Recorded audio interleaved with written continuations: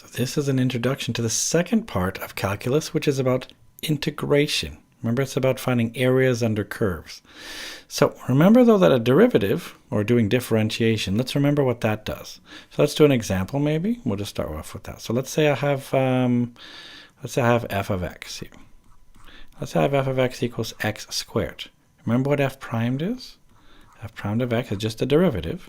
Right? I'm just going to go down, so to speak. I'm going to do the derivative. Okay, I'm just going to show you what we're doing here, just to remind you, because I'm going to show you by contrast what we're going to do now. So the derivative of x squared, remember the rule for derivative. If you've done it a zillion times now, hopefully this is easy. You take the exponent, put it in front, so it becomes 2 times x. Make the exponent 1 less than it was, so now it's just to the power of 1. That's what you do when you do a derivative, or differentiation. Well, now we're going to learn about integration, which is called anti-differentiation. In other words, instead of starting off at f getting to f primed, what if I start off with f primed and I go up to f? That's called anti-differentiation. That's another way of seeing it. So we're doing integration, what we're going to call anti-differentiation. That's called integration, or an integral. So if someone says, take the integral of this, that just means find the thing where you get this way. So we're going kind of backwards. So in other words, you can start with f primed of x and get to f of x. See, we're going that way. That's the important part here. So what notation do we use when we do this? Remember when we were doing derivatives, we said like f primed, or maybe we say y primed, or we might say dy dx. Well, the notation we use for an integral is very important as well. So it's called, watch this. So we're going to say the integral is this. We write this weird little symbol right here. Almost looks like a weird crowbar. And we're going to say f of x dx. This is the symbol we're going to use here. This is how we write this stuff. So what's really important in these cases right here, we have this symbol right here that means do this antiderivative, as we call it, this antiderivative of the function, and you have to say with respect to what? This dx is so important because maybe this is a function that has lots of other variables, so it could be dy or dq or whatever. In our course, it's not going to be so important. It's mostly going to be x's, but this is really important. You actually still write the dx. It means nothing without the dx. So this weird little symbol right here, that's a little bit tough for a lot of people. I like this little meme right here. Wait, where is it? Here. I like this. Who would win? Students with high expectations for the future, or some weird looking crowbar? That's the integral symbol. So I'm going to slowly bring you through this and see if this will make sense for you. So integration is the area under the curve, what we've just been talking about here. So in this case right here, if I want to do it, when we're talking about anti-differentiation, in other words, going this way, that's taking the area under the curve. Let me show you how to actually do it. So remember, derivatives tell you the gradient, while integrals tell you the area under the curve. That's what it's going to help us to know. That's for later. For right now, I'm going to show you a few practical examples, then I'll show you what to do in general. We'll get there. We're going to actually, later on in other videos, we're going to be finding the actual area underneath curvy curves. For right now, let's start off with nice, simple ideas. I don't know if you remember this video I did with an intro to this, but I showed you something very similar. So let's just say we're trying to find the area under this curve right here. That would be the area. Well, this here is called f of x. What I would do is I would write it like this. I would say the area is going to be equal to the integral of f of x dx. And I even say where I start from. I'm going to start from 0 and I'm going to end at 2. This is just so you can see the symbols we use. That means start here at 0, go all the way up to x equals 2. This is how we're going to do it. Now we're going to learn how to formally do it. For right now, let's just try to calculate the area here. So it's going to be 2 times 2. So it's just going to be 2 times 2, which is equal to 4. Boom, we're done. That was pretty easy, right? What about the area for a curved graph? Uh-oh, that's going to be a lot harder to do. So this here could be some weird f of x here. That's going to be way harder. So I don't know if you remember me showing you this. We could actually approximate all these by trapezoids. So we can say trapezoids of equal width here. Well, we can maybe find the area of each of these right here, like this here. I'm doing a bad job of it, but I hope you get the idea. I could try to approximate it like this to an infinite number. If I had an infinite number of trapezoids that were infinitely small, then I could get the area, right? So that sounds really complicated, doesn't it? Area, how could I do it with the infinite number of trapezoids that are infinitely small or infinitely thin? Can you imagine that? So if I just had really, really thin ones, I squished them all and have an infinite number of infinitely small trapezoids, then I could get the area. That sounds complicated, but don't worry, we're going to have a trick for all this. And that's what I'm going to show you. For right now, let's just learn the rules of the game, okay? So right now, we're just going to learn the game of integration. I'll show you how to use it later. So for right now, let's just concentrate on this rule of anti-differentiation. So we're going to have this symbol here. So if we have the integral of x to the n, we're going to write it like this. The integral of x to the power of n dx. This is how we write it. And we have a trick. Just like with derivatives, you had the exponent coming down in front and the exponent becoming one less. Well, now the exponent's going to go one bigger. Instead of coming in front, you're going to divide. So watch. I'm going to go x to the power of, now it has to grow this time. So it has to become n plus 1. What I'm going to do is I'm going to divide by the same number, n plus 1. And weirdly enough, we're going to have to add a plus c. That's going to be the really key thing. We're going to spend a little bit of time talking about this c. What in the world is that? This is on your formula booklet, so that's good. We're also told a few things like n is not equal to -1 because that messes it up, because -1 plus 1 gives you 0. So that can't be the case. These are going to be nice integer numbers here.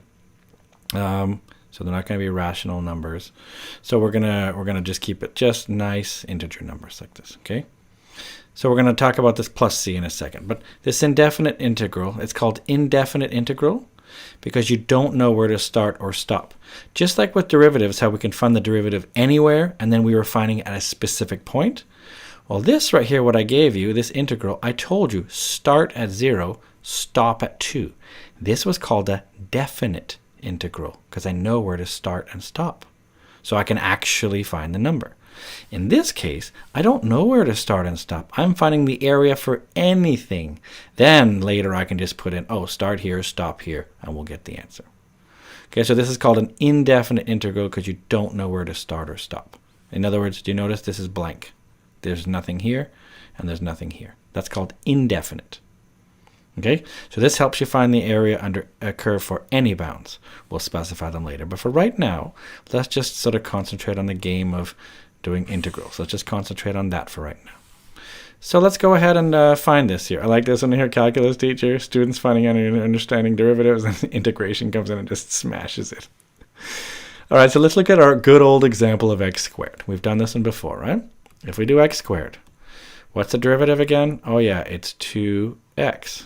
Remember, because a 2 comes in front, this becomes 1 less. That's the derivatives. So let's practice now. Let's do the integral of this just for fun. Let's just see what happens. Remember, going down is a derivative. But remember, in theory then, that means if I go up, if I start here and I go that way, that should be the integral or the antiderivative. Integral. So that should be going this way. In other words, I should, in theory, be able to start off with 2x, do some magic, and end up with x squared. Let's see if that trick works. Remember this trick. It says take your exponent, make it one more, and divide by that. And don't forget to add this c, and we'll talk about the c in a second here. So let's see if we can do it. So we do this one right here. Let's see. This integral is going to be, let's see here. We're going to take our 2x, and we're going to make it, right now it's to the 1, so I make it to the power of 2. And I divide by 2. And don't forget plus c. Well, magic occurs. The 2's cancel out. I end up with then x squared plus c. So look at carefully here what's going on. So why do I have this plus c? Do you notice this is important? Now, do you notice, so I did start off with 2x, and I managed to get the x squared. What's going on? What's this plus c? This is what I want to talk about here. This plus c is just a constant. It's just a constant. You just add some number. So it's just some number. Okay, so is this. And maybe I'll put it right here too. This is just a constant. We don't care exactly. It's just, it could be 5, 8, 2, negative 2 pi. It could be whatever. It's just a constant number. Why do we put it there? So I just want to try to answer that. So why do we have the plus c? Well, that's because we're supposed to be doing the opposite of a derivative. But c could be anything. I just want to show you some examples.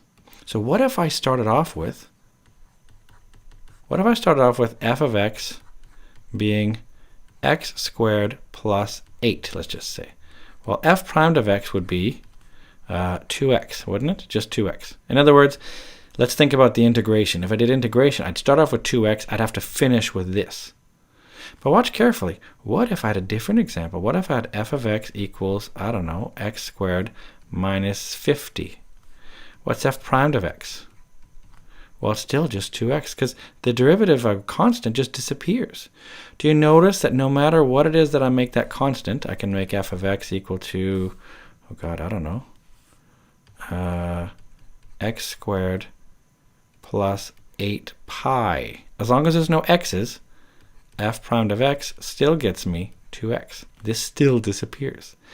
So do you see, here's the problem. If I start with 2x, how do I know that I end up with x squared plus 8? Or if I started with this 2x, how do I know that it's x squared minus 50? Or how do I know that 2x here gets me x squared plus 8 pi? Because remember, I'm trying to go backwards. Anti-differentiation or integration, I'm trying to start off with the answer and go and get the original. So do you notice then this right here is the c. This right here is the c. This right here is the c. That's why without any extra information, I just leave it. I'm like, I don't know. I got to find out more info. Then I could figure out what c is. For right now, I just leave it. I'm like, I don't know. If I started with 2x, I know it's x squared plus something. And then I need more info to figure it out. So this plus c is so important. Every time you do an integral, an indefinite integral, one where you don't know the bounds, always, always, always put the plus c. That is so important. So let's do an example. Let's do an example with just this indefinite integral here. So I start off with f of x. If I want to do the integral of f of x, I always have to write dx like this. Let's do it. So 5x becomes 5x. Remember what happens? You always have to make the exponent 1 bigger. Right now it's a 1. So it becomes a 2, and I divide by 2. That's how I do it. Plus, let's see, now this is x squared, so it becomes x, let's see, 2 plus 1 becomes a 3, and I divide that by 3. And then this right here is a 1. Well, it's technically an x to the 0 right now, so it becomes x to the 1 over 1, which, you know, I can just kind of ignore. But don't forget plus c, because I still don't know what that's supposed to be. Let's just reduce it a little bit, simplify a little bit. So it's 5x squared over 2 plus x cubed over 3 plus x plus c. There we go. This is what I have. This is my final answer. This is as good as I can do. Now you can always check if you did it right. How can I check? Well, do the derivative. To check, do the derivative of this thing. Derivative of 5x squared over 2 plus x cubed over 3. Because remember I said it's supposed to be the antiderivative. So let's do the derivative of this thing. Let's check if I did it right. Derivative of this would be, let's see, the 2 would come in front, but the 2 would cancel out that one, so I'd end up with just 5x, and this would be 1 less, so that'd be it. Plus, let's see, the 3 would come in front here, that would cancel out the 3, and make it x squared. This right here would become a 1, and this right here would disappear. Hey, I've done the same thing. Do you notice? And this could have been plus 9 or something, right? I wouldn't know what else to do here. So that's just why I don't know what it was, because I could have had a plus something else. I don't know. So that's just why it's actually quite interesting, I think, to see how to try to do this. Let's look at a final example here. How do we actually find c? Well, we can only find c if we know more information. So here is an example. They say find f of x given that f primed of x is this. So we know the derivative, we want to find the original function. But we're also told, by the way, that f of 2 is 5. Let's see what we're going to do with this later. Okay, so let's just try to do this. First of all, how do we start with f primed and get to f? Well, we do the opposite of a derivative, which is an antiderivative. In other words, we're going to say that f of x equals the integral of f primed of x. dx. This is how we write it. We say the original function is equal to the integral of this derivative. Again, this might be a little bit confusing, you got to get used to it, but we say it's an antiderivative. The whole point is that this is called a derivative. To start off with f, get f primed, that's a derivative. If you start with f primed and you want to get f, that's when you do this integration or anti-differentiation. So that's just what I'm doing right now. I'm saying, I start off with f primed, so take the integral of f primed, that gets me f. All right, let's sit there and do it. So f of x equals, let's see, let's do this integral here. So I'm going to do the integral of, and so you got to write down what you're going to do. So I'm going to do the integral of 3x squared plus 2x, and I say dx like this. It's always, you should always write this out first. So let's go ahead and do it. So f of x equals, let's now go ahead and do it. So 3x squared, remember the rule for integration, you always make the exponent 1 more and you divide by that. That's the rule right here. Always make the exponent 1 more and divide by that same number. Don't forget the plus c. So let me do that. So I'm going to make it, let's see, it's going to be 3x, and the 2 becomes a 3, so it divides by 3 as well, plus 2x, and this right here is a 1 right now, so it becomes a 2, divide by that same number. Don't forget plus c. Okay, good news, stuff cancels out, which is nice. So now I have finally f of x equals x cubed plus x squared plus c. Here's the problem. I don't know what to do about my c, do I? Well, I can kind of figure it out. Do you notice this right here now? So how do I find c? I mean, normally you just leave it, but I have some information. So this right here can help me to find it. That's the important thing. So let's see what I do here. I know that when x equals 2, I know that my f of x equals 5. In other words, my function equals 5. So I know then that when I put in x equals 2, so I'll put in 2 cubed plus 2 squared plus c, then the answer is 5. That's what I know. I know that f of 2 is 5. So I'm going to use this information. That's the hard part to this. So 2 cubed is 2 times 2 times 2. Let's see, 2 times 2 is 4, times 2 is 8. Plus 2 squared, so that's just 4, plus c. Well, 8 plus 4 is 12, so I have 5 equals 12 plus c. Does this make any sense to you? Then that means that c equals 5 minus 12. So the whole point of what I'm trying to do here is to try to find out what is c. Well, now I can find it because 5 minus 12 is minus 7.